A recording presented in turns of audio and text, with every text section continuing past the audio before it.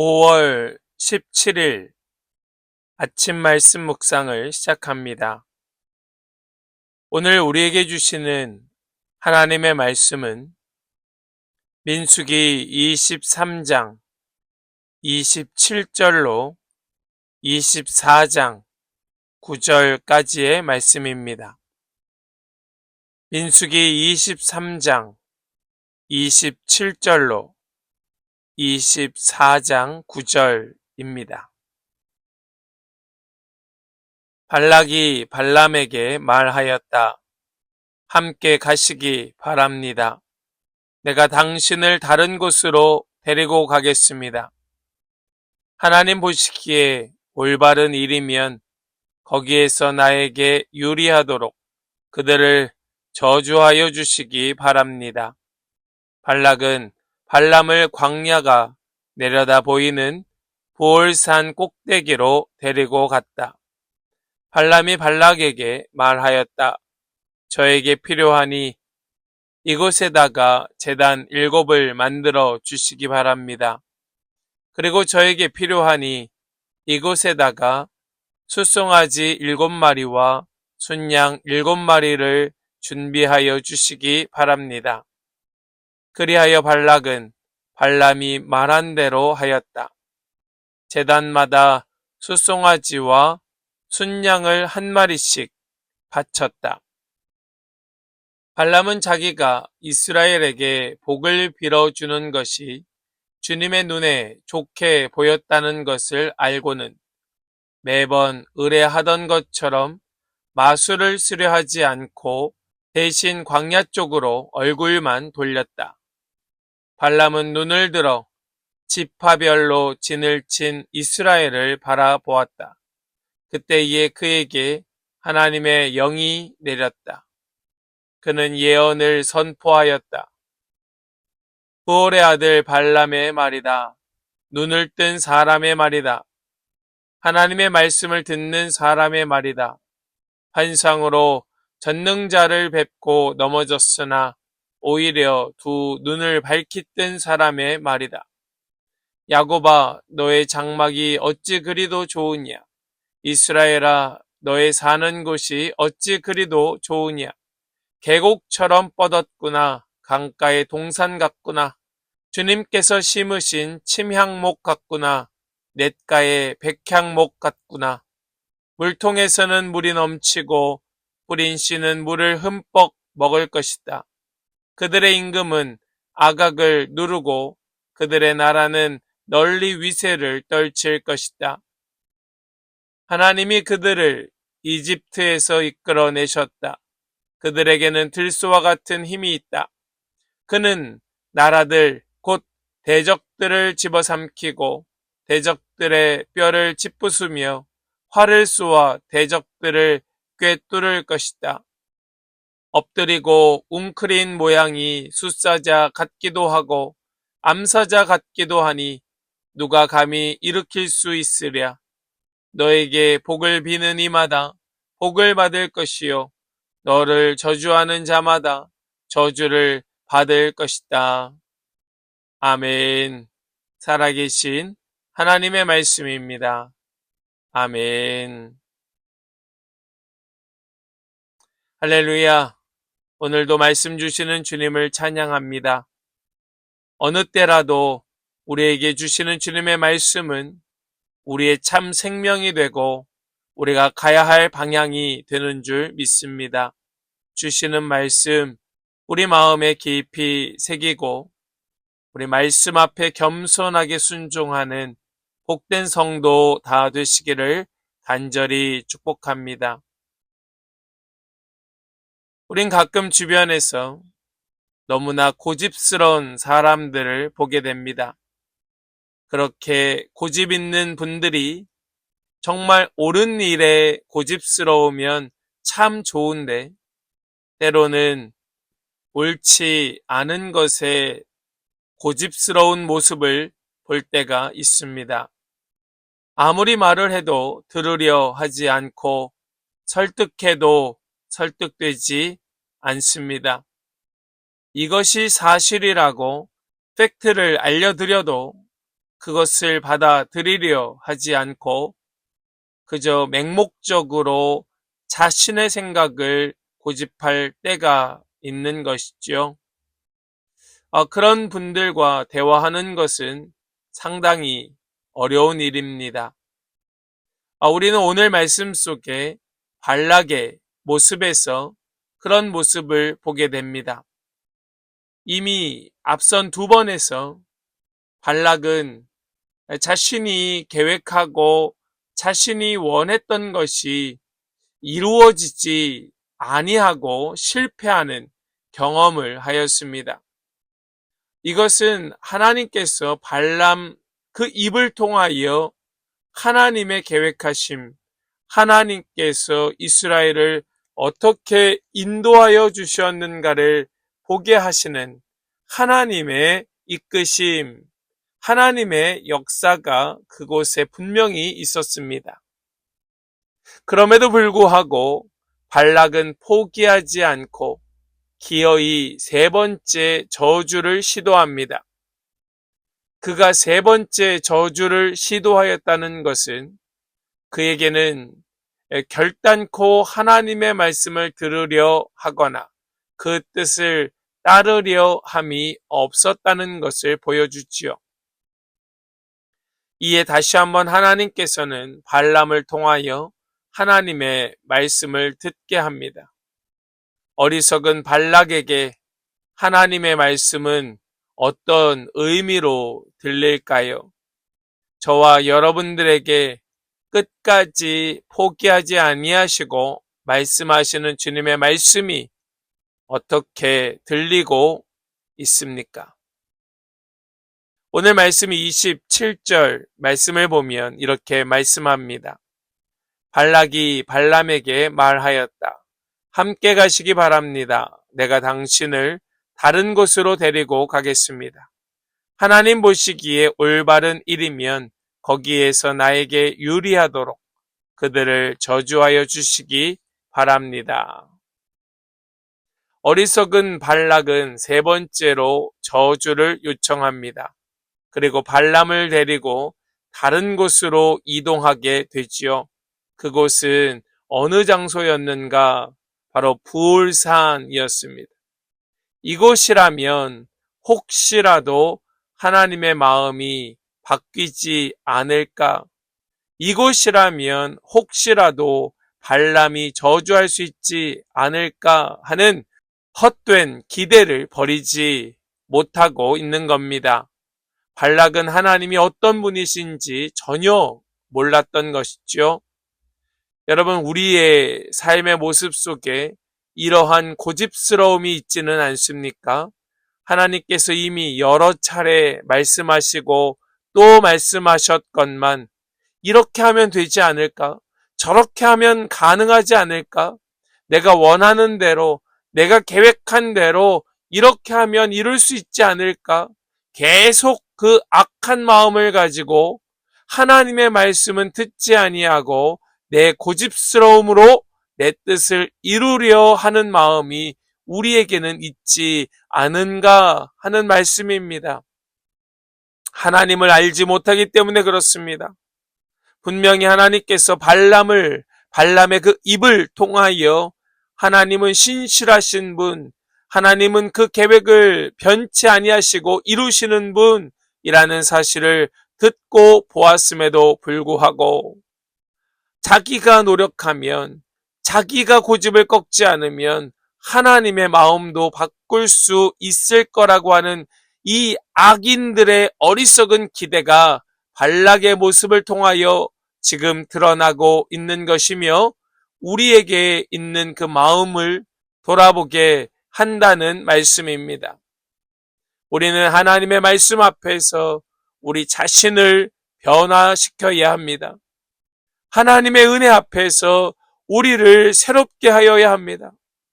하나님께서는 결코 포기하지 아니하시고 말씀하시고 또 가르쳐 주시건만 하나님 주신 기회를 마치 내가 내 계획대로 내 마음대로 할 수 있는 것처럼 고집을 피우며 하나님의 뜻을 바꾸려 해서는 안 되는 것이지요.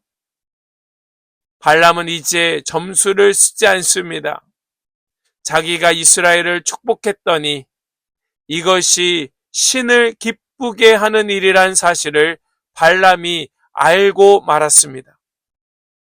저는 여기에서 발람이 하나님의 음성을 듣고 하나님의 계획하신 하나님의 말씀에 순종하고 있는 이것이 발람이 하나님을 믿게 되었다라고 여기지는 않습니다. 그러나 분명하게 발람은 무엇을 알게 되었는가 하면 위대하고 또 능력 있는 그 신이 하나님이 지금 그분이 기뻐하셔서 그분이 나에게 뭔가 좋은 일을 이루려 하신다는 그 사실을 그가 알게 되었다는 것을 말하는 겁니다. 우리 24장 1절 말씀을 보시겠습니다. 발람은 자기가 이스라엘에게 복을 빌어주는 것이 주님의 눈에 좋게 보였다는 것을 알고는 매번 의뢰하던 것처럼 마술을 수려하지 않고 대신 광야 쪽으로 얼굴만 돌렸다. 여러분, 이것은 비록 늦었지만 그래도 약간의 의미 있는 변화였습니다.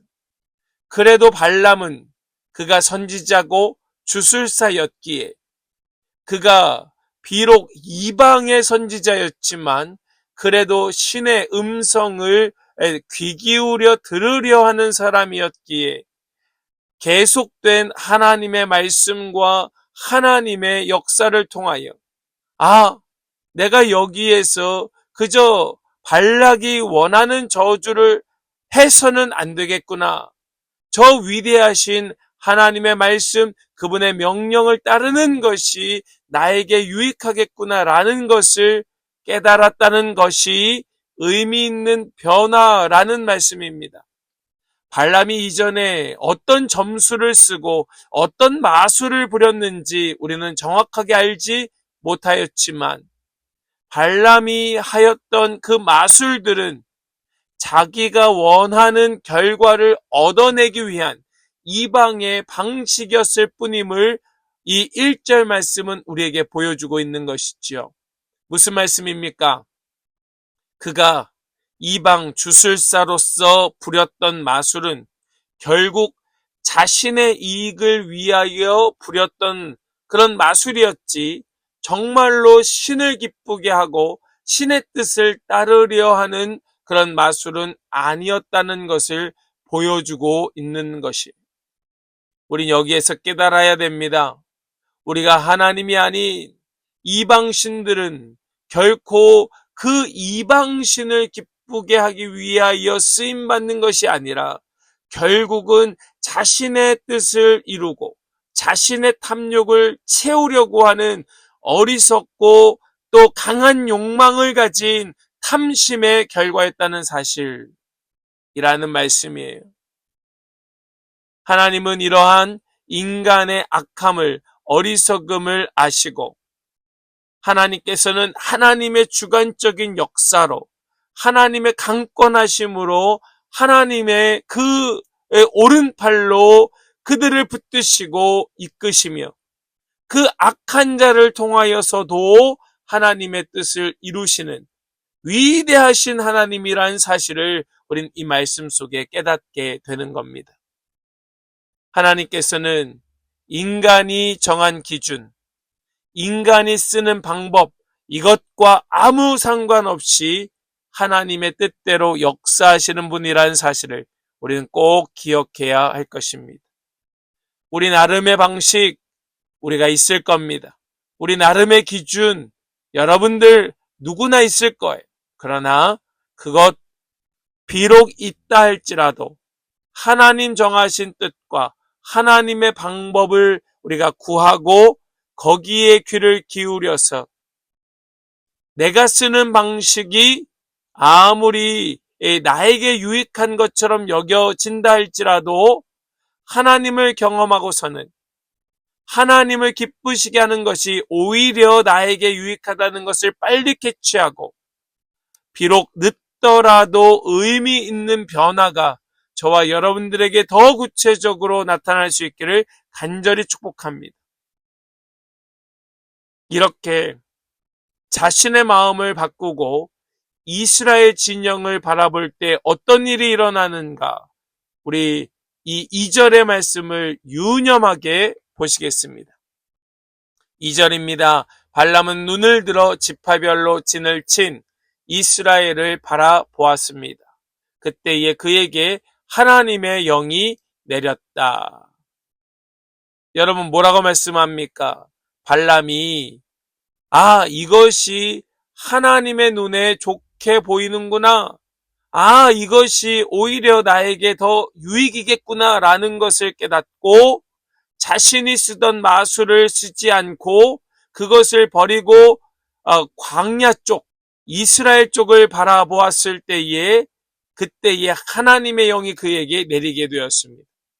발람은 다시 한번 하나님의 말씀을 대언하는 자가 되었습니다. 지금 첫 번째와 두 번째는 어떤 일이 있었습니까?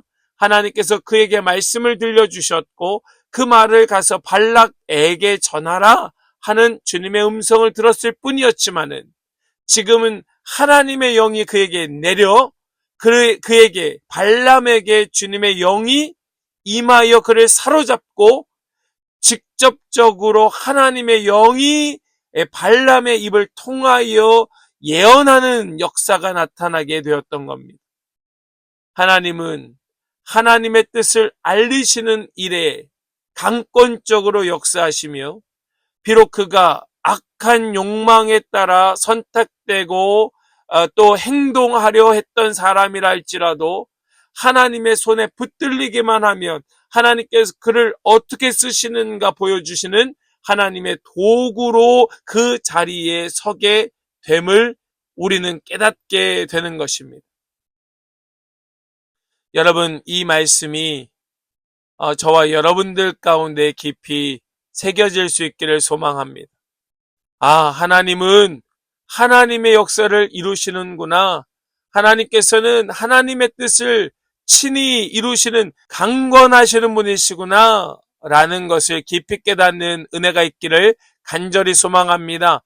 혹시 우리가 오해하거나 착각해서는 안 되는 것은 무엇인가 하면, 발람이 이렇게 쓰임받았다고 하여 마치 발람이 선한 자인 것처럼 혹은 그가 하나님의 사람인 것처럼 착각해서는 안 됩니다.